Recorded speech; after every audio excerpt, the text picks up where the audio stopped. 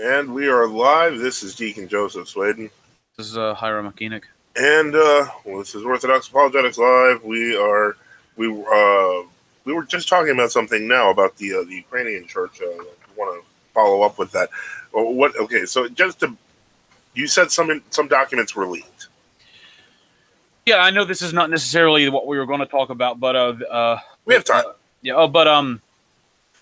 The theme of this program is going to be about the concept of military service in the church. But there was some other news. There were some documents leaked to the Greek religious online periodical called Rome Fea. And the documents were describing the ecumenical patriarchate's terms for granting autocephaly to the Ukrainian autocephalists. And they were very interesting. One, the head of the Ukrainian autocephalist group is not going to be called patriarch, but rather metropolitan. Two, the ecumenical patriarchate reserves the right to intervene and annul any of the decisions of the Ukrainian autocephalist group. Three, the Ukrainians can't even consecrate their own chrism. Wow. Which is interesting, because even in the history of the Russian church, up until the revolution at least, and maybe even after, I'm not sure, the Metropolitan of Kiev was technically allowed to consecrate chrism just like the Metropolitan of Moscow. So that right's even been taken away. Now, someone else mentioned in one of these articles on pravoslavy.ru, the English edition, that the Ecumenical Patriarchate is now saying that Antioch, Alexandria, and Jerusalem shouldn't consecrate chrism, but they must receive it from the Ecumenical Patriarch. So anyway, that's kind of the craziness of going on in the world orthodoxy. But anyway, let's go to the program theme. Why don't you start us out, Father Joseph, and explain what we're going to be talking about?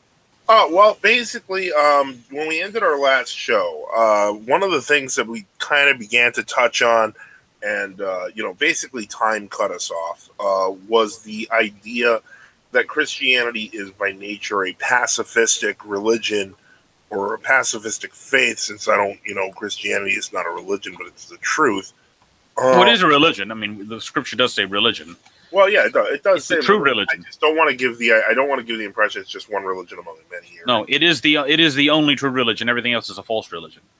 So, anyway, continue. I'm sorry. Yeah. So, basically, it's one of the things that I want to touch on is that a lot of the concepts that we tend to think of when we think of Christianity in the modern era are this softened concept of Jesus, this softened concept of our Lord, and that he, we passed a little bit of mememanship that you occasionally now will see on some sectors of the internet. The basic concept of him being, a gracious hippie that also happens to be divine, isn't really touched upon. The very nature of Christianity has been one that has inspired conflict, that has inspired change, that has inspired, I don't want to say revolution, but it is one that has inspired radical departure from the accepted norm since its very inception. And I think that's most emblematic in not just the lives of the saints, but particularly in the lives of saints we wouldn't even consider in typical saintly causes. And in that, I know that Father Enoch mentioned the soldier saints. You mentioned in particular, I forget which father you mentioned, but the point is that well, remember, probably one of the greatest of the soldier saints was one of the early martyrs called Saint Maurice. And oftentimes he's talked about as Saint Maurice or Saint Mauritius in the Theban Legion. And they were martyrs from the 3rd century. And Saint Maurice was either a general or another high-ranking commander in a Roman military division. And he and his legion were Christian, even though this was during the time of the pagan empire. And they were considered, some of the best soldiers. However, no one saw this in the church at the time as necessarily an evil. Obviously, I don't see there was any evidence they were excommunicated. But what happened when it was discovered that Saint Mauritius and his soldiers were Christians, the pagan Roman emperors demanded that they sacrifice to the Roman deities. And of course they refused, and they became martyrs. So I think that's an important example. I think we have others. For example, Saint Theodore. We had his feast recently. Saint Theodore of Amasea, and sometimes called Saint Theodore of Tyro, I believe. And he was a martyr around the year 306. And so there was a lot of these martyred saints. Now, one important point is that there is a persistent idea that the Orthodox faith teaches civil pacifism. That is, that civil states are not allowed to physically a Christian state is not allowed to engage in any type of self-defense. But this is clearly contrary to the entirety of the Holy Scriptures. First off, if you read Romans 13, and let's bring Romans 13 up, and I'll bring it up on the But if you read Romans 13, and we read the following: "Let every soul be subject to higher powers, for there is no power but from God, and those that are ordained of God. Therefore he that resisteth the power resisteth the ordinance of God, and they that resist purchase to themselves damnation. For princes," that is rulers, "are not a terror to good works, but to evil. Wilt thou then not be afraid of the power? Do that which is good, and thou shalt have praise from the same. For he," that is the prince, the rulers, the magistrates, "he is God's minister to thee for good. But if thou do that which is evil, fear, for he beareth not the sword in vain. For he is God's minister, an avenger to execute wrath upon them that do evil. Wherefore be subject of necessity, not only for wrath, but also for conscience sake. For therefore also ye pay tribute. For they are the ministers of God, serving unto this purpose. Render therefore to all men their duties, tribute to whom tribute is due, custom to whom custom, fear to whom fear." Now it's important that the Apostle Paul talks about the prince or the magistrate as a servant of God, and that he has the power to bear the sword. Which, what does it mean to bear the sword? He can, if in certain circumstances, use physical violence. So oftentimes when you have people like the so-called when you have the so-called Orthodox Peace Fellowship, these other kind of weird, non-Orthodox groups that go use the name Orthodox, how do they handle these verses? Because if you're going to be a consistent pacifist, you cannot allow police power, because the police use physical violence to, at least they should use physical violence to restrain evil. And what is the fundamental difference between a police or a magistrate using physical violence to prevent someone from murdering somebody in the streets, and the civil agency further organizing to prevent an exterior force outside of the state or from another state, say, from exacting physical violence on the citizens, that is engaging in defensive war? There is really no difference. And if you read Romans 13, it's very clear that the Apostle Paul saw a reason for the state. Secondly, the state, the civil authority does not rest upon voluntary consent of the people in any meaningful sense.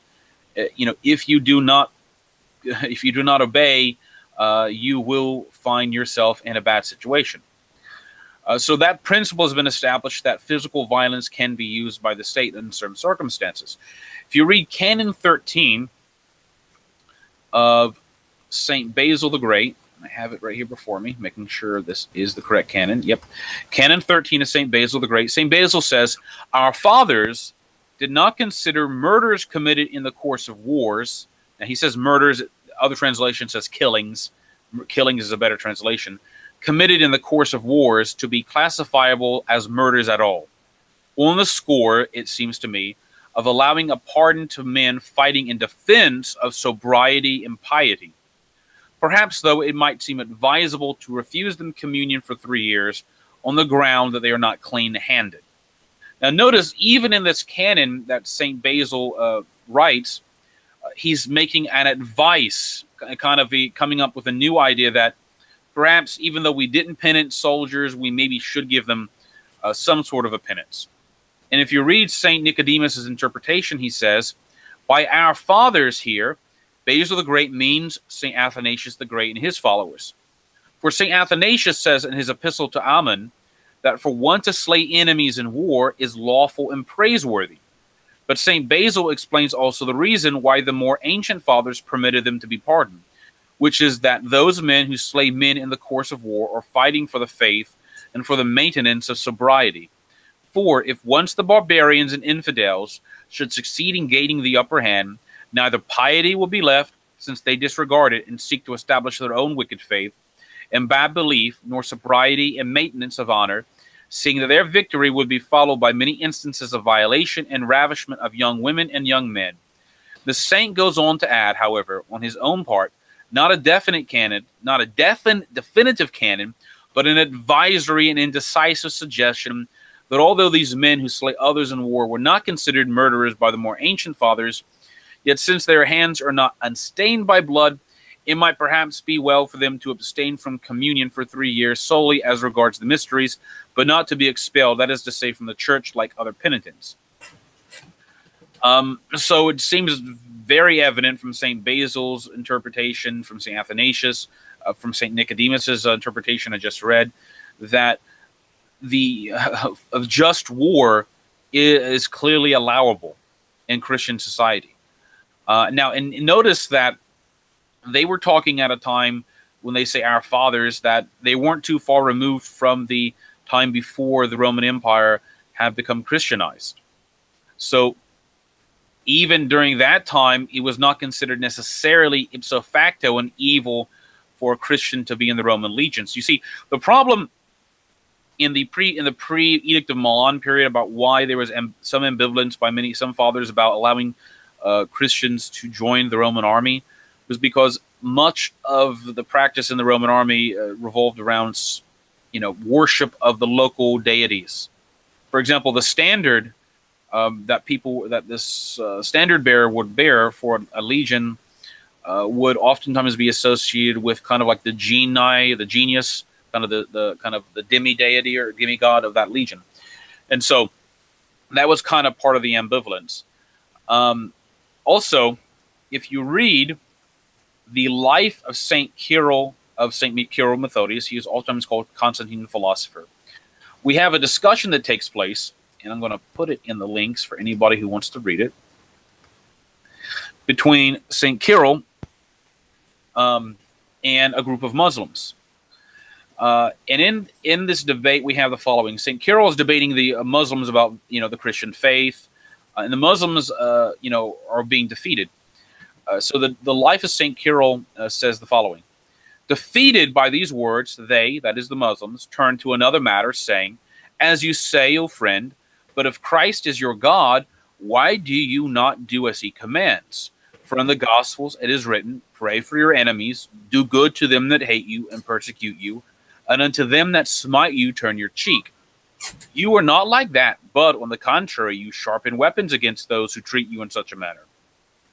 In answer to this, the philosopher, that is St. Cyril, said, if the law contains 2 precepts or commandments, who appears to fulfill the law?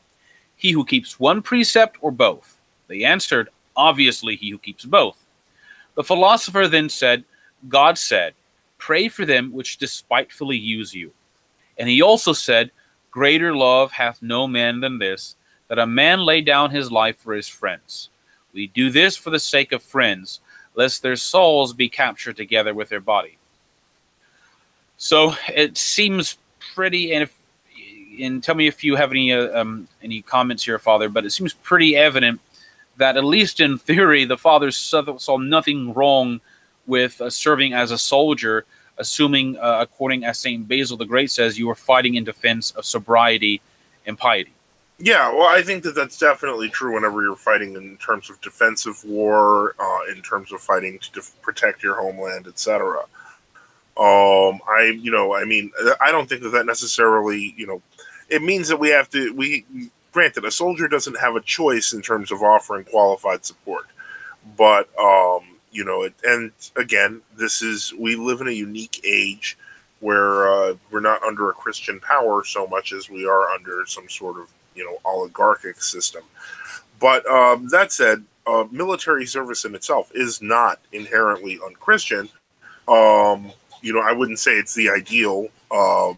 That's why, obviously witness the canons on killing, but that's killing.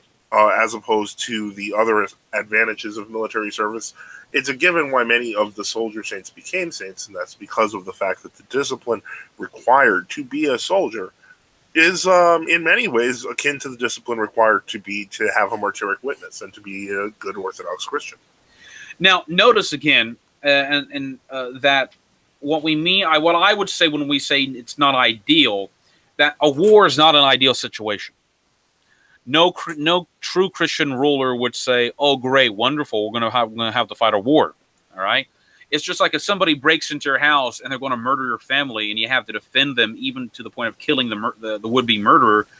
No Orthodox Christian should be happy and rejoiceful that it may be a necessary thing, but there's a difference between it's like, if you get cancer, or you get the Black Plague or something like that, and then you have to go through this painful treatment. All right, that may be necessary, but it's not what you wanted to happen. So Christian rulers and Orthodox Christians in general should, I think, use all possible means to avoid a war, and only use military force as an absolute last resort. Now, I'm looking up the canons associated with, so Canon 13 of St. Basil was pretty evident that the fathers do not classify killings in war as murder. All right. Now, St. Nicodemus gives a number of canons that are related to this, and one is Canon 92 of the Council of Trullo, and I'm looking that up, and it says Canon 92. Let's see. That doesn't. Some of these, sometimes I'm not sure how it quite relates. The Epistle of Athanasius to Amun, we quoted that, Canon 5 of St. Gregory of Nyssa. We have also some other interesting cases in church history, and two of those are the saints that were monks, that were schema monks even, that were involved in the Battle of Kulikovo. And that is Saint Oslabaya, I believe. I'm looking at that right now. And Rodion and Oslabaya, I think. Rodion. Kulikovo. Okay, yes, okay. Here we go. All right, so you have, during the Battle of Kulikovo, one of the saints that was involved in the battle was St. Alexander Peresvet. And St. Alexander Peresvet had originally been a general, military commander, but he left the military life and became a monk under St. Sergius of Radonej, I believe. Yes, this is true. Okay. At the Trinity Lavra.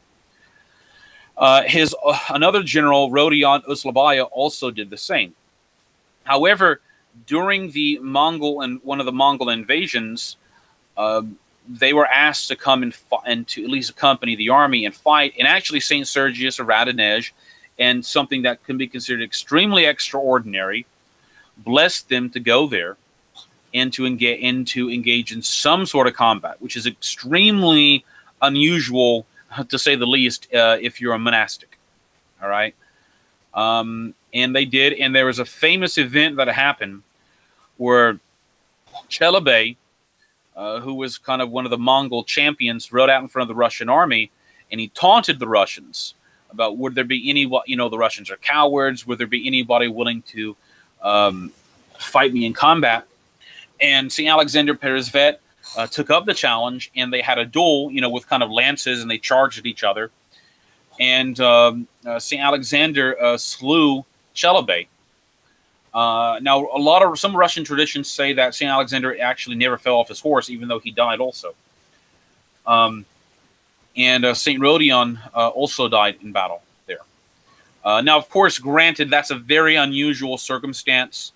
It's almost like the circumstance of who was the one we talked about him in one program, the Irish bishop who actually commanded in like around the year 1000 or 990, who commanded an army, but was also Cormac, I think, who actually was considered a saint after he died. Oftentimes, we don't like to talk about the monastic warriors because it's really not a normative thing in Orthodoxy for monks to fight in battles. And unfortunately, in the post-schism Western period, they developed all these kind of crusading military orders. That's one of the things that's always a big fear of mine. Yeah. Is that, you know, people in the Deus Vult crowd will hear what we're saying and conflate it with, you know. Yes. Well, the difference is that we can literally probably count. I can count on one finger, 3 people I know who were venerated as saints that actually that were clergy or had monastic vows that did this. That's Saint Cormac, Saint Oslabaya, Saint Rodion, and Saint Alexander. That's like 3 monastic saints out of what? I don't know, hundreds of thousands of saints. Yeah. So, and, you know, those were, I would argue, extraordinary circumstances. You know, God can grant, examples of divine dispensation, economy for why he allows something to happen. For example, you know, I mean, like in the Old Testament, King David was murdered. Even though he didn't physically do it himself, he did have Uriah killed, you know, and he also committed adultery with Bathsheba, the wife of Uriah. And, you know, the prophet Nathan confronted him. And according to the law of Moses, someone who commits murder or someone who commits adultery was to be put to death. All right? But God did not put King David to death. Right, but he does have the prophet actually directly challenge him on the question, and when he realizes he's talking about himself. Exactly. And the reason I'm bringing that concept up, seemingly disparate from this, is that God can make exemptions from the role for some other reason. Now, he wanted King David to survive and lead, and perhaps for future leaders be an example of repentance for a leader. All right. But obviously, Orthodoxy, as far as I know in history, has never had an example of kind of a knightly order where you take celibate vows and you're like a monk and you engage in combat as a role. I think that started in the 12th century in the Roman Catholic Church. You know, like the Knights Templar and all these other groups and such. But that was never something prior to the Great Schism, and that was only something that came about in the 12th century in the Latin Church, so-called Latin. It's not even really a church. So we don't really, even though these may be kind of funny memes for some about the Deus Vult stuff, that's just not part of the Orthodox tradition, whether the Eastern Orthodox or the Western pre-schism Orthodox tradition. And you can find every now and again a few examples of some monastic saint that did engage in extraordinary military service, but those are like exemptions, and you know, the exemptions prove the rule. But anyway, those are military saints. But we have other military saints in Orthodoxy. You know, some famous examples would be like Saint Alexander Nevsky. And by the way, the Ukrainian autocephalists are now talking about taking him off the calendar. Yeah. Because he's supposedly a Russian saint, so he shouldn't be on the calendar. Yep. And they're going to take Saint Tsar Nicholas II off the calendar too. So as soon as I hear about people taking saints off the calendar, I immediately I don't like it. So yeah, it kind of tells you where their minds are. Exactly. Whether it's, you know, the Hockney crowd or whoever, you know, they all have the same attitude about this. So I think those are some of the military saints. There are probably some other military saints. Well, now, one of the things I'd like to kind of, since we're talking about, you know, the whole modern thing and how like a lot of people, you know, kind of, I hate to say it, but there's kind of like almost a fetishization of Christian militarism. And this got me interested in something which is kind of, you know, it's off there. I have no idea if any of these people are even marginally Orthodox. I'm sure some of them might be Monophysites, so on and so forth. But I was very interested in reading a couple of days ago. I read something to the effect of an article that was like a Christian warlord in The Hague being sentenced to death. And I started looking this up, and I learned about something called the Seleka movement in the Central African Republic, which was effectively a militant Muslim movement. And basically, they deposed the marginally, I don't know if he was Protestant or what he was, the president to take over the country. And there's been a civil war ever since between the Seleka, who are former, militants who are now kind of like half government, half vigilante, and then the anti-Balaka groups, which are primarily Christian and apparently, I guess it depends on who you talk to, but a lot of them try to say like a lot of them are animists, but the sources themselves seem to be like mixed, like the Roman Catholics represented in the country whose priests are getting killed there, are also saying, oh, but we don't align ourselves with the anti-Balaka. And the point is, it seems almost like they really want to make sure that it doesn't sound like Christians are fighting, even though, quite frankly, it sounds like these are like vigilance committees that kind of form to keep the Muslims from taking over. So the thing is, it's a very interesting thing if you look up Seleka and anti-Balaka groups. And I was just thinking about this because while we can talk about, our own thoughts about, war and so on and so forth, and people can talk, I've read in the comment boxes about, taking over and forming Orthodox states or forming this or that state. There's literally countries in which, there's literally like armed roving bands of, Muslim dudes, willing to take over your house and your country and so on and so forth. And these are people who actually stand up and do something about it. And I wonder how many people have actually thought about that. And not thought about it in terms of a fantasy, but thought about it in terms of a potential present reality.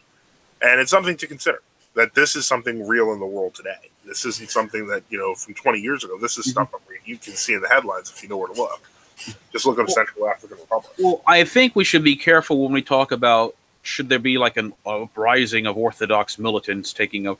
You have to remember, in the Roman Empire, before the time of St. Constantine, the Christian population in some regions was the majority, or almost everybody. Yeah.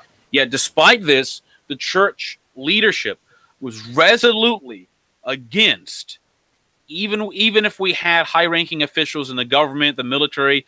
Theoretically, we could have, if we had wanted to, plunge the empire in a civil war and maybe even depose the emperor and put our own person in power. But we never did that. St. Mauritius and the Theban Legion, why didn't they just rebel? I mean, it was the 3rd century, was all kinds of chaos. They could have caused another civil war just to save their own lives, or maybe they could have thought, we're going to save the other Christians. But they still realized that they preferred not to do that because they realized that the Roman Empire, the Roman Commonwealth, was, despite its paganism, was still a positive system for maintaining peace and order, and it was going to do far more harm to end up plunging that system into civil war. So, I mean, you have to think that this idea of let's overthrow the government, that just never was how the Orthodox saints operated as a role and when they came into non-Orthodox states. It wasn't like we were coming in like Islam to gradually, by means of subterfuge, take over and we were just pretending to be loyal and things like that. Well, that's actually what's happening in Central African Republic, because it would seem population-wise, most of the statistics, even for which ones disagree, etc., they generally say that the Christian population there is roughly between 70 and 75% of the population. The Muslim population is roughly between 10 and 15%, and somehow these armed rebels, many of them with connections to neighboring countries, managed to destabilize the government of the president, who happened to be, Well, I'm confused. The neighboring countries wanted to destabilize the Christian government to put an Islamic power in charge? Correct. But aren't these neighboring states, are they ostensibly claiming to be Christian or what? No. Okay, they're claiming to be Muslim. I don't know the situation. Yeah. Well, that's what I'm saying. It's definitely worth a read. I say just look up Central African Republic or look up anti-Balaka and Seleka. And you can actually see real people actually, complete with dead clergy and all, fighting each other over that, because it does actually happen, and it's not something to fantasize with on Facebook when your sister is killed. Yeah. So in other words, you're saying these are examples of people who have been forced into fighting. Not that they wanted to do it, but they have. No, yeah, they didn't look. They weren't like let's go fight. It was horrible. It's still horrifying. And that's why traditionally civil war which this sounds like a civil war going on in the Congo. Yeah, that's exactly it. And maybe this is the same. I think I've read a little bit about this. Someone mentioned in some article that something like 10 million people have died in the past 20 years in the Congo, or since 1990. No, that's Congo. No, the Central African Republic, this has been going on for about a decade. Well, the Central African Republic is not the same as the Congo? Well, I think the Congo, technically, the Central African Republic it encompasses a few different areas, but this is... I'm not too up on the intricacies of sub-Saharan politics, so... Yeah. Okay. Like, for example, Nigeria, northern Nigeria is Muslim, but southern Nigeria is not, so it just depends. So, it depends on the region, so... But anyway, the point is, Orthodoxy... The Republic of the Congo is to the southwest, the Congo is to the south, so... yeah, it's a landlocked country. It's bordered by Chad to the north, Sudan, South Sudan. So it's good. It covers an estimated population of about a million people. So, all right. Well, we'll get back to this topic, but let's look through some of the questions in the chat. Oh yeah, I know that I'm taking. I don't want to take over the whole. Oh thing. no, it's all right. Here's one question. Yeah. Sebastian Lopez asks, why do most Protestants think the Eucharist is only a metaphor? Okay. Why do they do that, Father Joseph? Well, honestly, it's because of the fact that I think that they didn't understand the nature of the change to the body of Christ as something mystical, and what it really comes down to is that scholastic interpretations and explanations for the change, the transubstantiation, and people getting into very arguments over those words, struck people as being some sort of weird mechanical argument, which to some degree it was. And so Protestants naturally tended towards rejecting it, whether with good reason or not. It would have been better to appeal to the tradition of the church rather than, give it the air of novelty by simply appealing to the mechanical actions of scholastic reasoning. Well, it's interesting. I think there are a few things to add to that. Mm-hmm. One is that technically about half of the Protestant world did not technically believe the Eucharist. I mean, that was the Lutheran world. They accepted a version of the real presence. It was still heretical. Right, that's transubstantiation. Exactly. Yeah. So they would have still said, and in fact, the early Calvinists, if you look in like the early Scottish Confession, etc., did in fact believe in something like that. Now, they kind of moved away from that over time. But part of the problem was that there was the Protestant attack on the Mass. And by that, they meant the concept that the Mass is, in essence, the same as the sacrifice as Calvary. And I mean, you find this teaching in St. Nicholas Cabassalas, St. John Chrysostom, and others. And part of this teaching, let's say you look in St. Nicholas Cabassalas, is that the sacrifice was said to consist in the transmutation of the elements. All right, that when the gifts change, that's considered a form of immolation. All right, I'm going to be very careful here to parse my words because it's I don't want to make a mistake here. So, if you could attack the concept that the bread and wine change wholly, and there's a real substantial change, not just there's the bread present with the consubstantiation, but if there's a transubstantiation, a transmutation, an actual change, if this doctrine could be overthrown, then the doctrine that the Eucharist is identical in essence with the sacrifice of Calvary can be overthrown. I think that was one of the real reasons they attacked it. A part of the other reason I think is a lot of the there might be people who are have more expertise in Protestant history, but I think some of it has to do with how do you say a refusal to believe that such a thing as the transmutation of the gifts could have, almost like an incredulity. Mm-hmm. That someone, for example, during the time of Saint Gregory the Great, there was when Saint Gregory Dialogus was at in like the 590s, and he was giving the Eucharist out during communion. Mm-hmm. There was this woman who I guess was in one of the aisles and was kind of smiling and laughing. I mean, under her breath. But St. Gregory could see, and St. Gregory was granted a divine dispensation to understand what she was thinking. And she was thinking, I baked this bread, and now, isn't this kind of ridiculous? I guess the devil was tempting her to think that this has become the body and blood of Christ. all right? Because that's a rationalistic, fallen way for humans to think, to disbelieve, all right?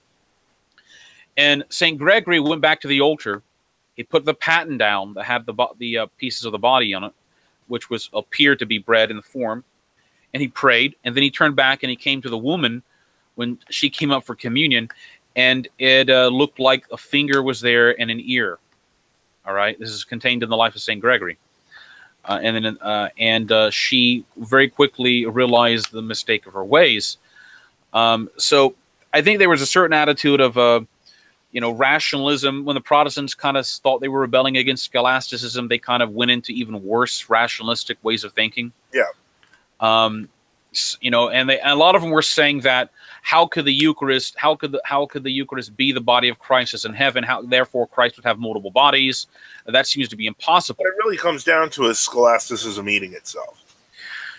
Yeah, I mean, and I'm not defending the scholastics. I mean, but whatever they were, their errors. I mean, they at least, they were still heretics, obviously. But there was still enough residual, you might say, tradition behind it that they weren't going to reject the real presence. But then again, what happens to the system they construct? That over time, like you say, over time, does it begin to self-destruct? Yeah, and that's what it comes down to, is that once the tradition is no longer upheld by itself, and it's upheld by some sort of reasoning, some human reasoning without appeal. Remember what Luther said. Luther, when he was confronted, and even Luther said, "Unless I am convinced by Scripture and plain reason, I shall never believe a doctrine." Well, the problem is that whose reason? Luther assumed. Now, this is the problem. When Luther started the Reformation, he assumed, everybody would simply agree with him because it seemed obvious his interpretation made the most sense. Well, that's not what happened, obviously. And I think the other part was that by the time you get to the 1500s, remember they had already had the Hussites under the Hussite proto-Reformation in the 1440s, 1450s.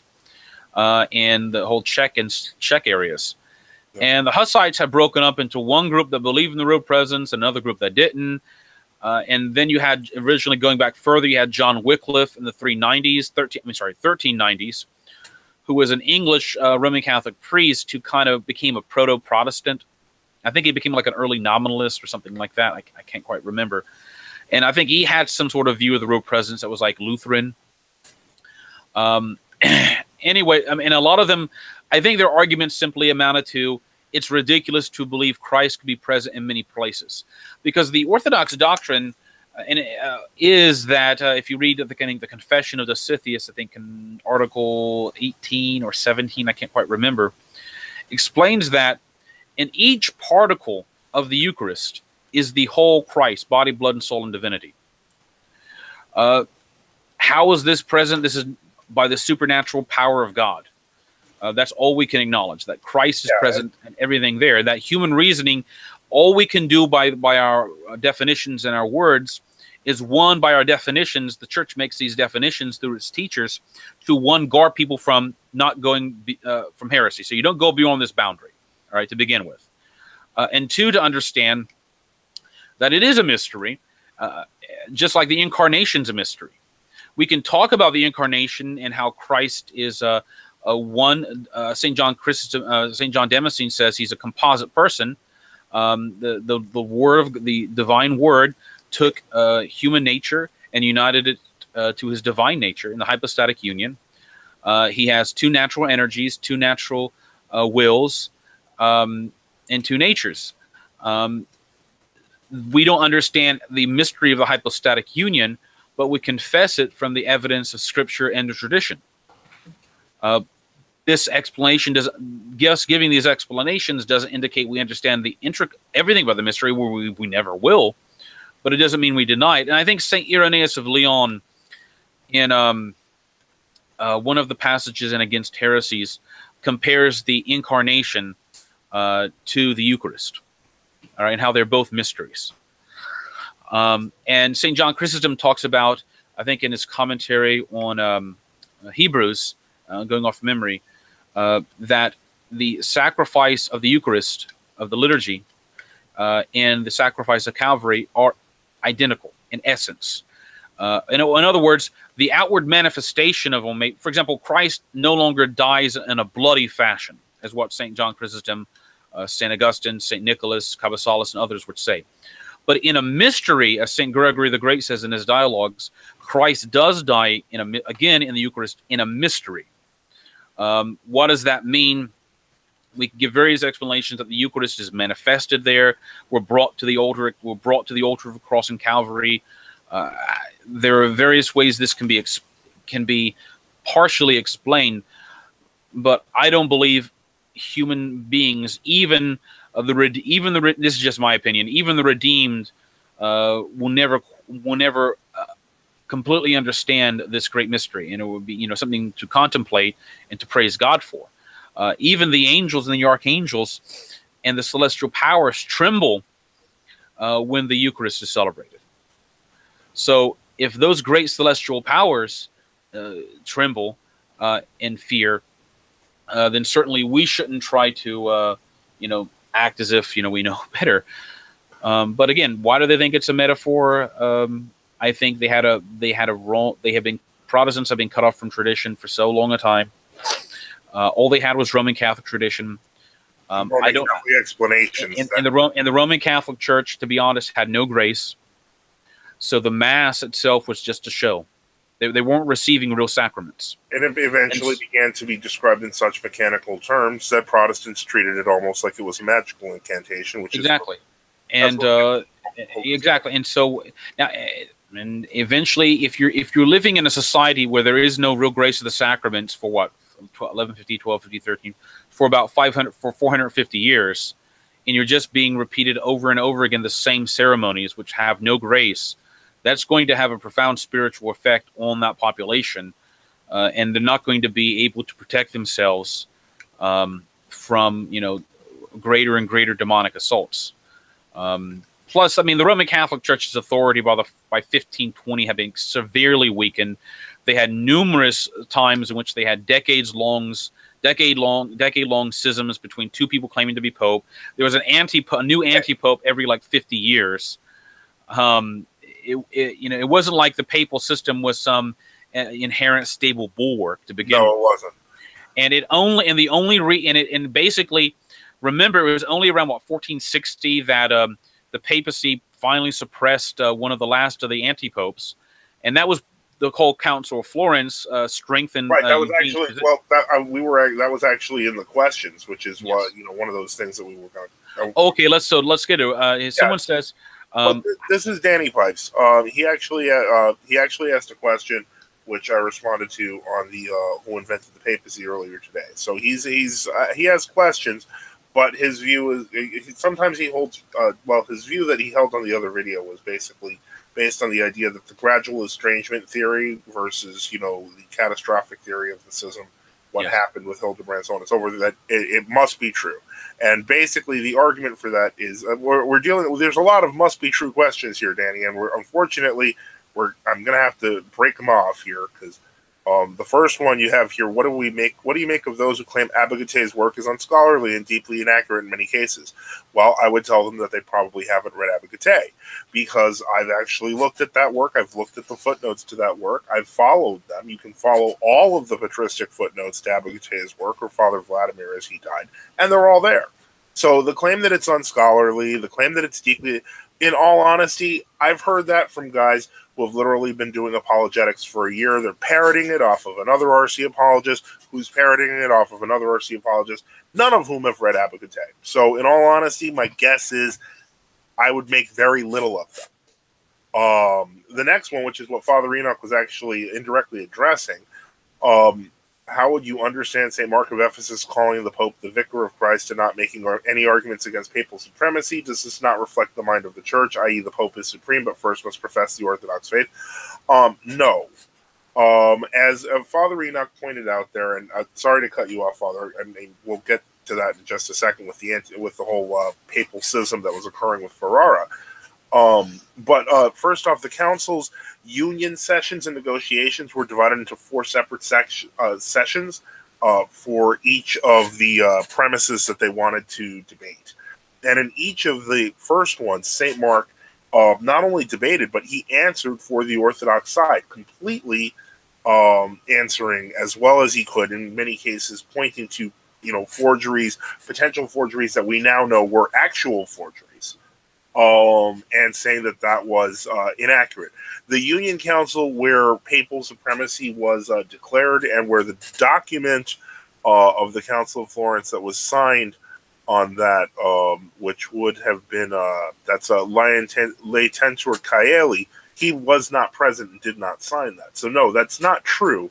As to St. Mark calling the Pope the Vicar of Christ, ask for a document. If you claim that he did, I'd love to see the document in which he did and how he did it. Was he just using it as a simple form of address while calling him a heretic? I don't know the actual context. As for any arguments against papal supremacy, if I remember correctly, he didn't even waste his time on that because he had already determined that the Latins were, in his words, not only schismatics, but heretics. So it would be pointless. At that point, why would you argue that the Pope would be supreme if he's already a heretic anyway, and if their whole system is heretical? Well, I think another point to bring up, yeah, and this is brought up by the Portuguese scholar, Father Antonio Figueira, who wrote the book Tentativa Theologica. He was a Roman Catholic priest. Really recommend it. Yeah, he was like one of the last of the Iberian Gallicans. They wouldn't have been Gallicans, but Iberian Latin conciliarists. That up until the 13th century, all bishops in the West were generally called vicars of Christ. As an interesting point. Up to the 11th. Up into basically right before the Renaissance happened. So that doesn't really prove anything. Secondly, if you look at the titles given to the Patriarch and Pope of Alexandria, they're like Father of Fathers, Pontiff of Pontiff, Prelate of Prelates, 13th Apostle, Judge of the Universe, Supreme this, etc. Supreme Bishop, or whatever, etc. What did these actually mean? They weren't actual titles giving him power over the whole church. So even if somebody can produce a document saying, oh, the Bishop of the Apostolic See of Rome, if he is Orthodox, is supreme, that would have been a very qualified supremacy. It would have been more just a primacy among the patriarchs. All right. So, for example, I think there's oftentimes talked about, I think either St. Simeon Thessalonica, there's a quote attributed to him, and I think it actually is something said by him, maybe St. Nicholas Cabezales, where supposedly he says, let only the Pope be Orthodox and believe all that the Church teaches, and he will be granted all these privileges according to the canons. All right? So you're going to do a lot to convince somebody that St. Mark of Ephesus, when the council began and he gave this stirring speech, presenting the canons, the faith and the canons of the 7 ecumenical councils, and that suddenly he would turn around and deny that by saying, oh, the Pope can abolish any canons he so wishes. There's just, again, what's the evidence for that? So yeah, that's basically what it comes down to is, again, whenever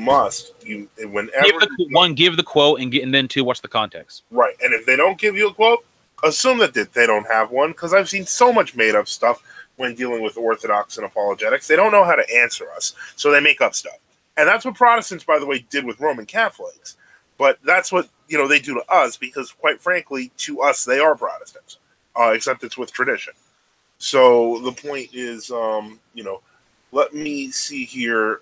Then there's hold on. There's Basil had a couple of questions. Oh, did he send them in? No, they're right here. Earlier you wrote, in the vein of that question, could you address Protestant? Well, you already kind of addressed fathers who call the Eucharist a symbol. Well, it says here, address Protestant misreadings of pre-Nicene fathers who will call the Eucharist a symbol with obvious realist understanding of symbolism. An Aristotelian evangelical I once knew argued that transubstantiation was contrary to modern... Okay, well, I think that's more of a laughing comment.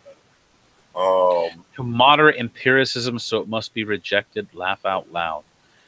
I think there are a few places one will find the word symbol being used in a much more substantive sense than we use today. Right. Well, we talk about the symbol of faith, and that's the creed. Yes.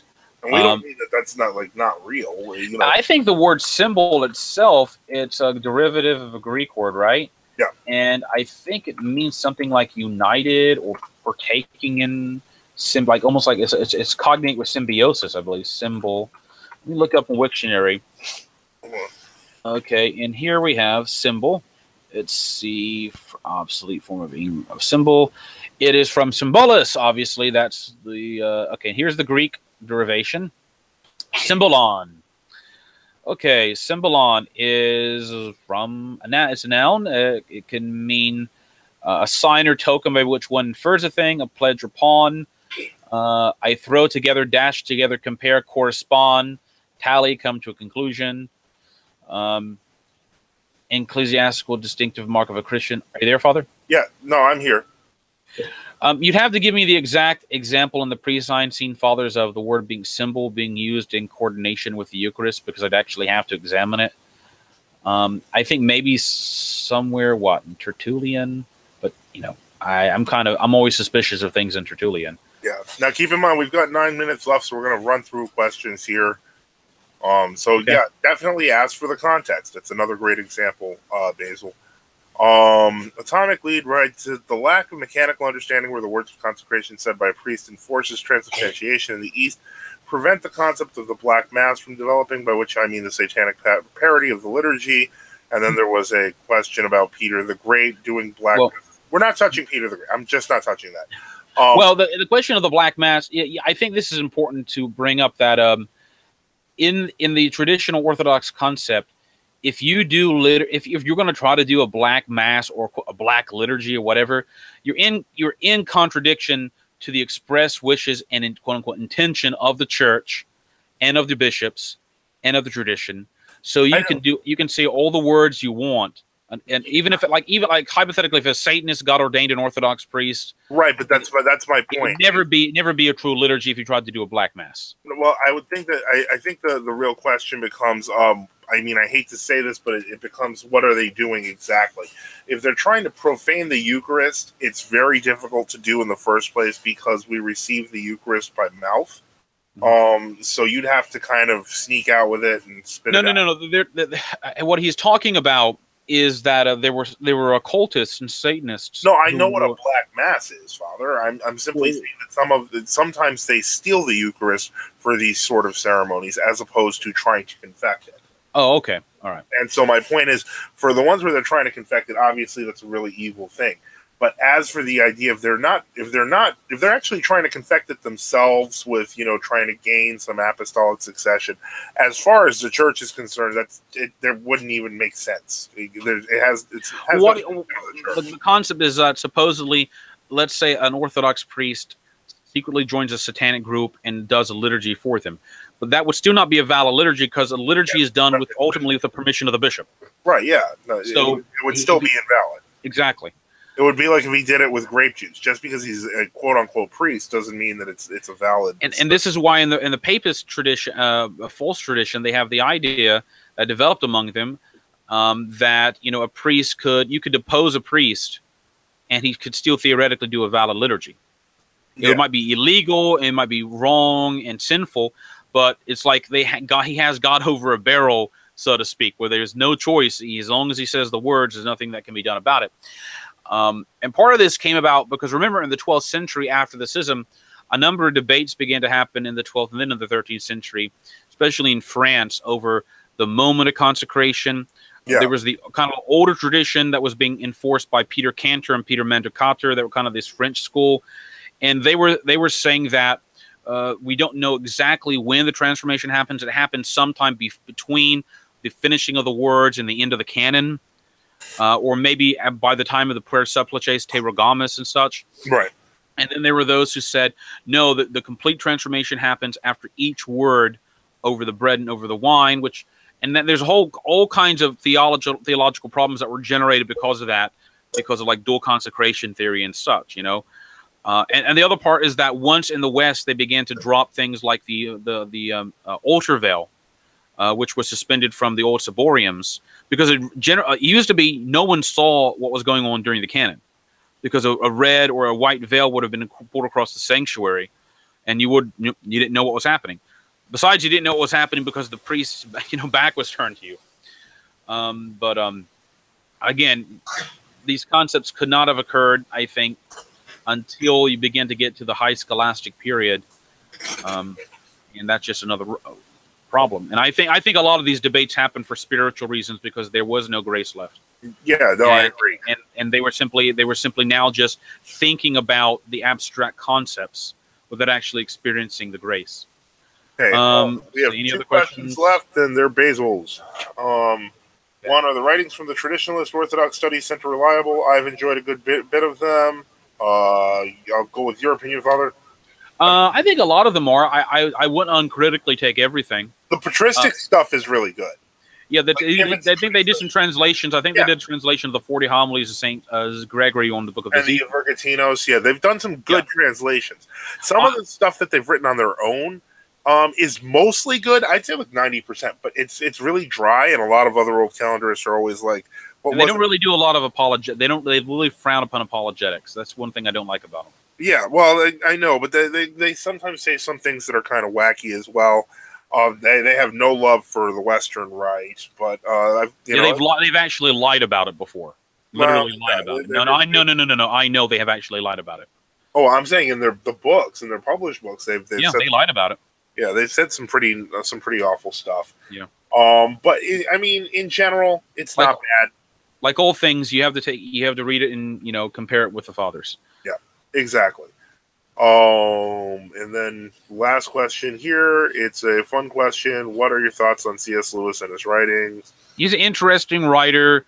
I think ultimately, though, he was an Anglican of a northern Irish persuasion.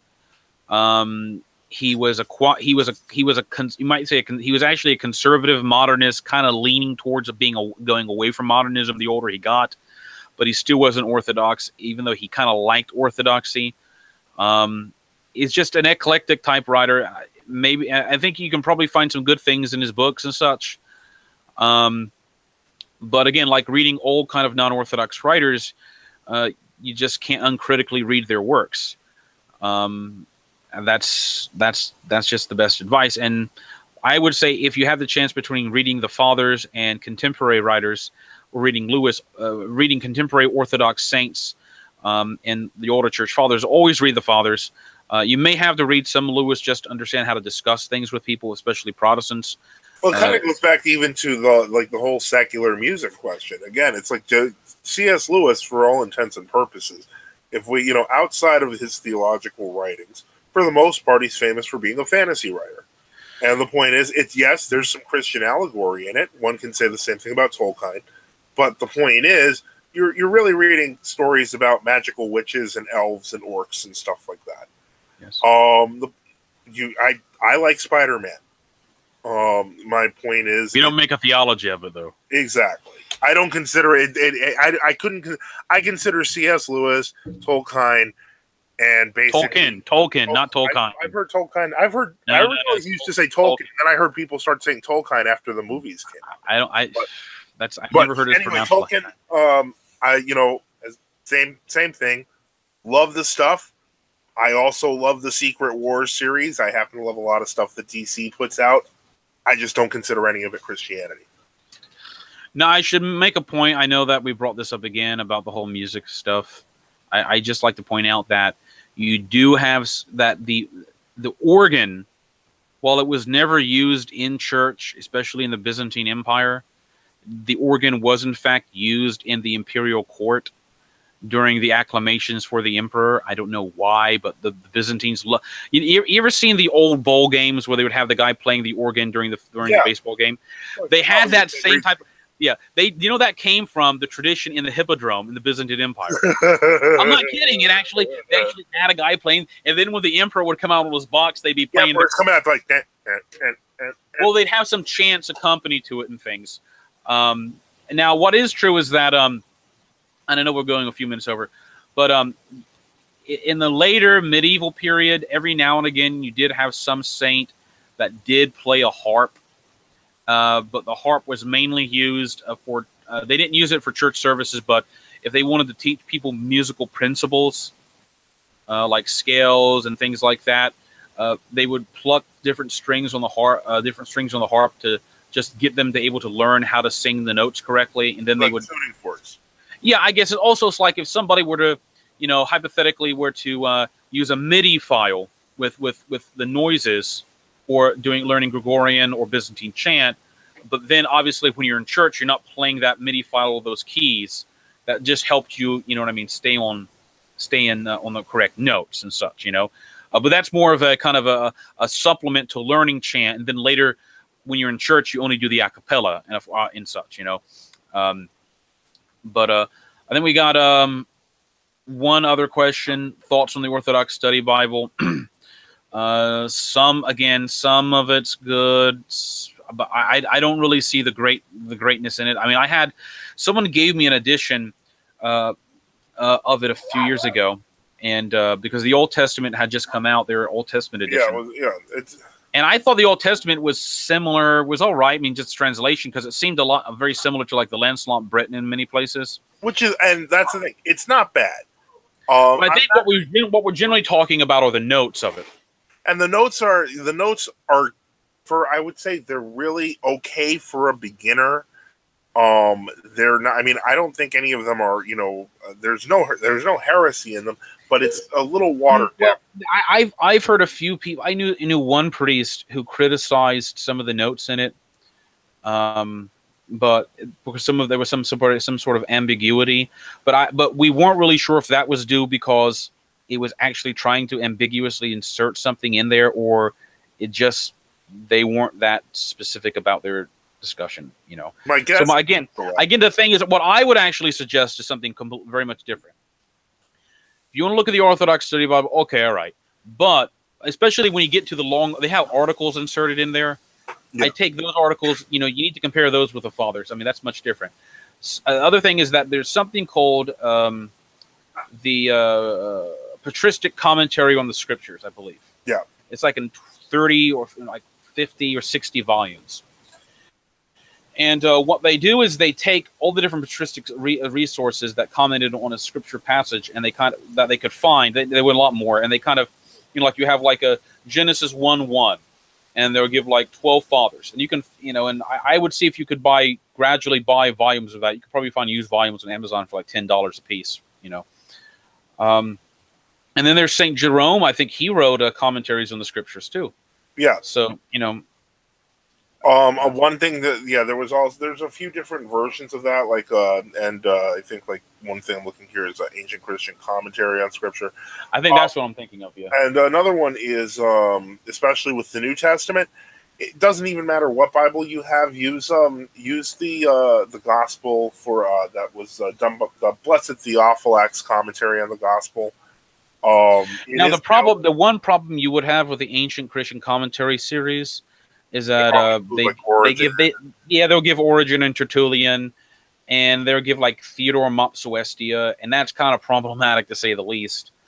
And there will be some places in which you're thinking, why didn't they quote these other fathers? Yeah. But so even those things are incomplete. So to give you an idea, that means that something like the Orthodox Study Bible is nice and occasionally is good for quick references. The index is handy. I've used it once or twice. But it's not the be all and end all. It's a nice beginning, but once you've actually looked at what the notes are and you compare them to what the fathers are saying, it feels more like an introduction than it does like an actual substantive volume. Now, Atomic Lead says, learn something new about the organ today. Thanks, fathers. Just so people are sure, all I was saying was that in the Byzantine Empire, they used the organ in the imperial palace and in the hippodrome. They did not use it in church. So just so everybody knows. Yeah, it was basically the emperor would come out on his imperial box, and as he came out, they would start playing the organ, and there would be some sort of singing associated with it, praising the emperor and such, And they'd have, I think on one occasion, as the emperor processed through the streets, they'd have like this giant wagon, and it would have like some kind of organ attached to it. I mean, it sounds kind of corny, actually, I suppose, and kind of tacky, but I don't know if that was just Byzantine. That's not nice to say, but Anyway, I think we have. It's still amazing. It's 9:04. We're cutting off for today. I guess this is the last show of the week. We did miss a couple of shows this week, and that's just due to. Well, do we want to do? We're going to do another hour-long show on Friday, aren't we? Why? I thought we were sticking to a Monday through Thursday schedule. Oh, Monday through Thursday. Oh, I'm sorry. Okay, so the problem is that we missed Monday. When did we do Tuesday and Wednesday? Did we do Monday? We did Monday. Oh, okay. All right. Okay. Oh, that's how we got. This was gonna be Tuesday's show. Oh, yeah, that's right. Okay, so we'll just have to make up next. We'll make it up next week. Don't worry. We're gonna get everyone's questions. Although I think we caught everyone for today, but I'm sure there will be more questions. Someone sent me a question. They want to know let me see. It says, how was St. John Chrysostom a hieromonk, or was he just a monastic who left monastic life to become a priest? I think St. John Chrysostom was baptized when he was like 23. He left he had a legal career. He was also a rhetorician. He was trained by Libanius, I believe. Yeah, but he was made a priest in the monastery, wasn't he? Well, he left, became baptized, and then he joined a monastery, and then he became an ascetic. I think he left the monastery for a short while and became like kind of one of these semi-hermits, and he was made a priest during that period. He was ordained a priest, I believe, by St. Meletius of Antioch. Either way, he still would have been a priest monk. Yeah, exactly. So he became. So the question is, he became a monk, and then he was made a priest, and then he was called to Antioch, formerly to be one of the preachers at the main churches there. The second question is, how does one know one should become a monk? Well, you need to start talking to an abbot or a spiritual father. That's basically it. There's no other simple. I encourage people to, if they're interested, to pursue discussions with monastic clergy and other monastics about the spiritual life, the monastic life. And like we mentioned last week, if that's something you're considering, Father Enoch is available on Facebook. Yeah, people contact me though, and then they kind of that's the nature of the thing. Yeah, I know. Just what happens. All right, folks, we are leaving. Everyone have a great weekend as we move into throughout the Advent season, the Nativity Fast season, and we will talk next week. All right. Okay. Well, Father, benedicite. Benedicite. Have a good night, all. Good night.